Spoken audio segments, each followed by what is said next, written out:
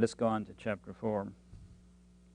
Chapter 4 and 5 give us the feeling of annoyance by the Sadducees in particular, and the priests who served with them, because Peter and the others were so boldly preaching the resurrection, which they denied, and because of that preaching, what they stood for was being undercut. And because the Sadducees did control the temple worship, they were in a position with their temple guard to bring Peter and others forward if they needed. And so they were indeed arrested, as verse 3 points out, and brought into custody. But notice, again, Luke has one of those new tabulations.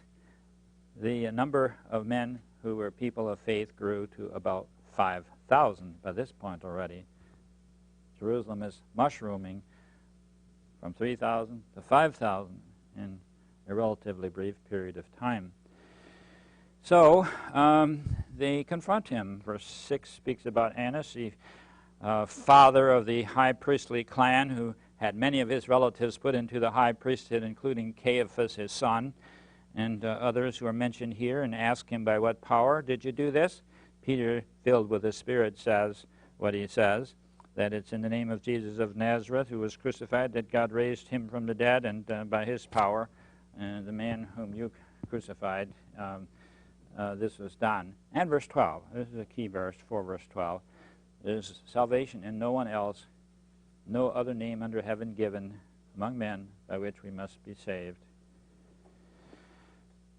Alrighty, the attempt to shut them up didn't work very well, even though they were considered to be uneducated common people.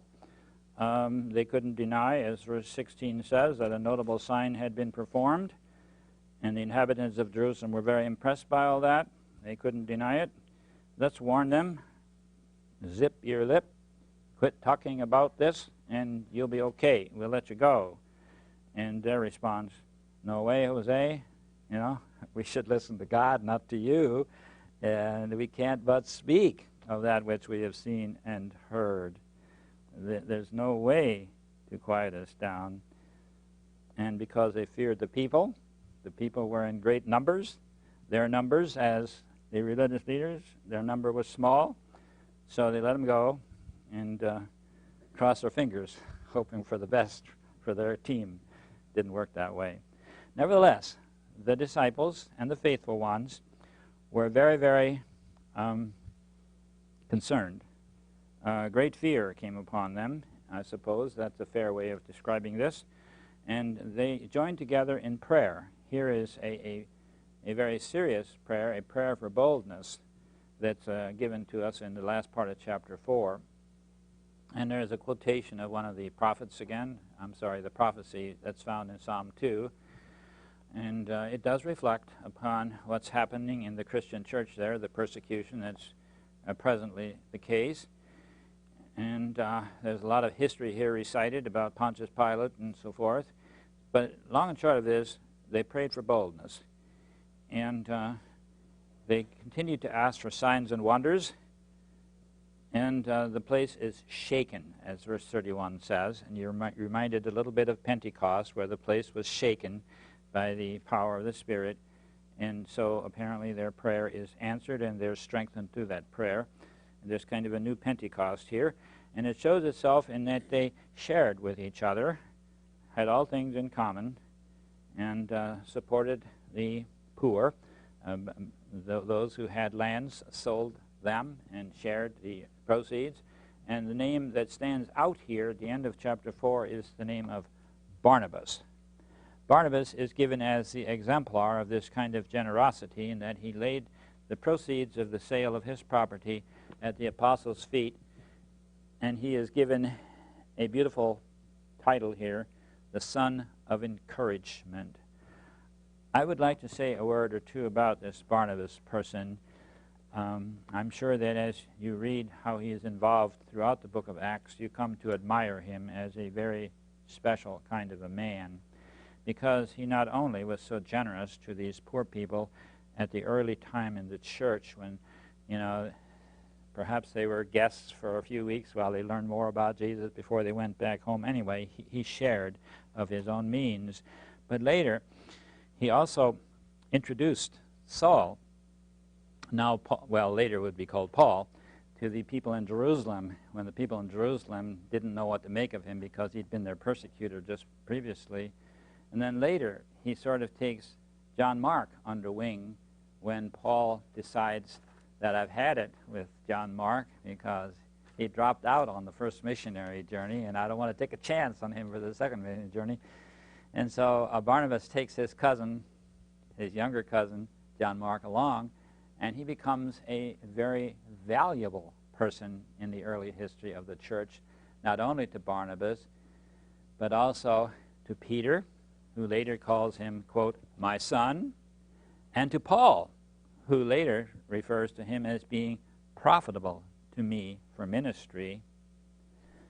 And of course, you know the rest. He also wrote the gospel, according to Peter, as we have it, and we were benefited by that. So John Mark, the young man who had a little bit of growing need, and here we have Barnabas, who helped him through that. And I think that's such an important lesson that sometimes young people will make a bad judgment call, but we can't give up on them simply because of one bad judgment call. They may have a great potential if they are nurtured by those who care about them, as Barnabas was able to do and did.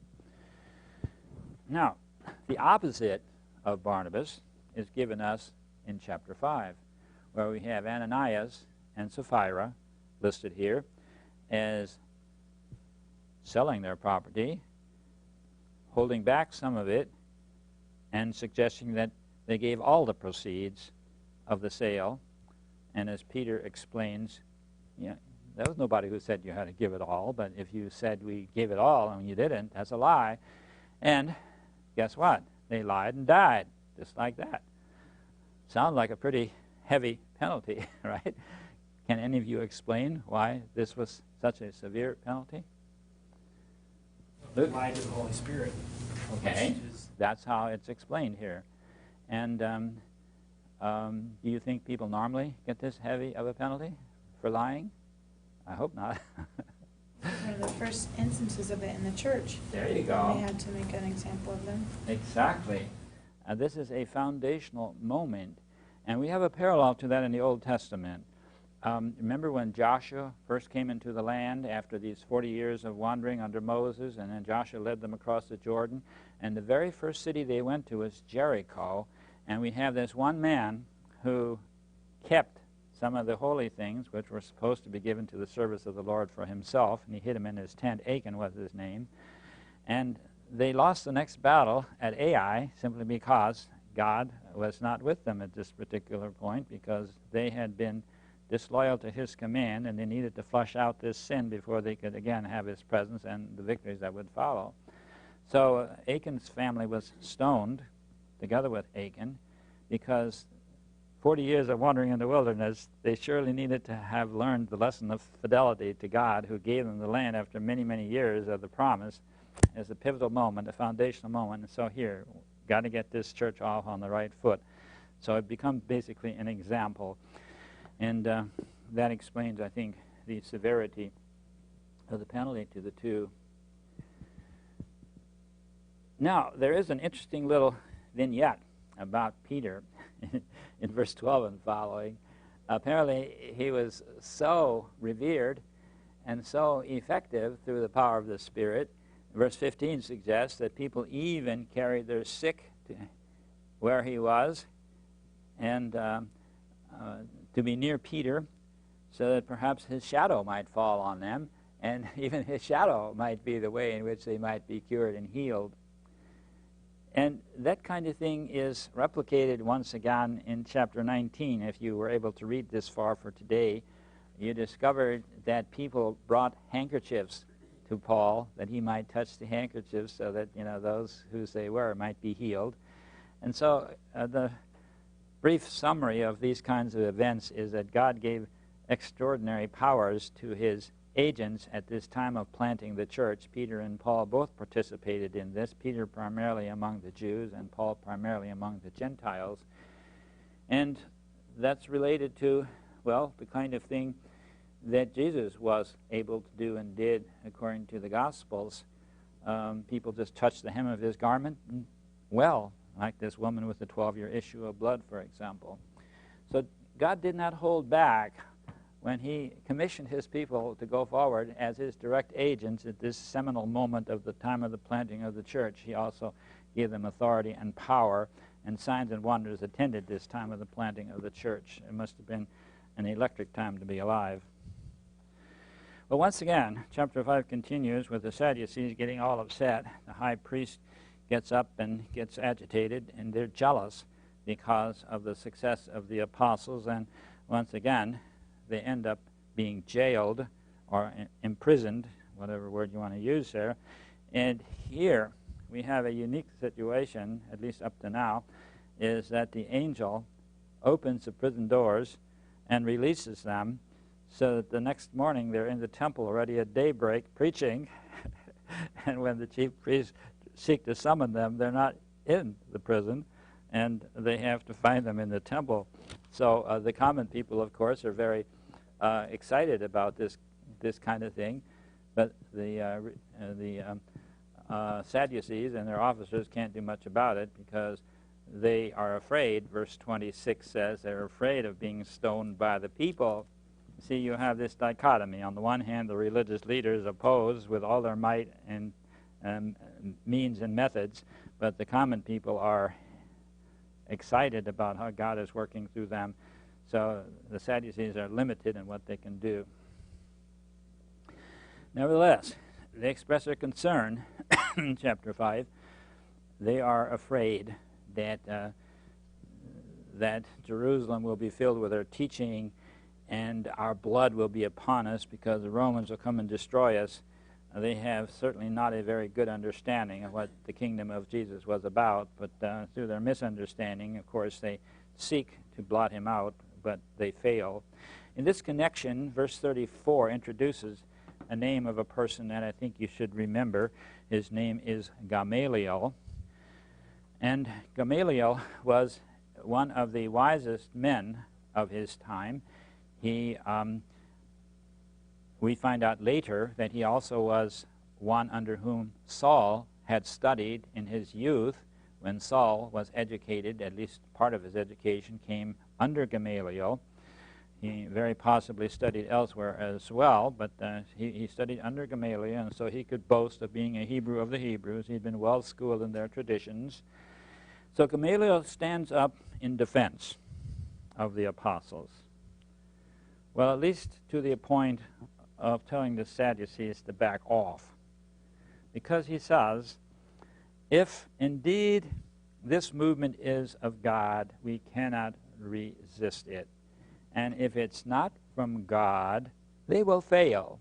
And he gives an example, two examples actually, that of two previous revolutionaries named Theudas and, not surprisingly, Judas. Theudas, verse 36, gathered 400 men in a revolution, and he was killed, and those who followed him were dispersed. They came to nothing. And later, Judas the Galilean, not to be confused with Judas Iscariot, rose in the days of the census, and he likewise perished, and those with him.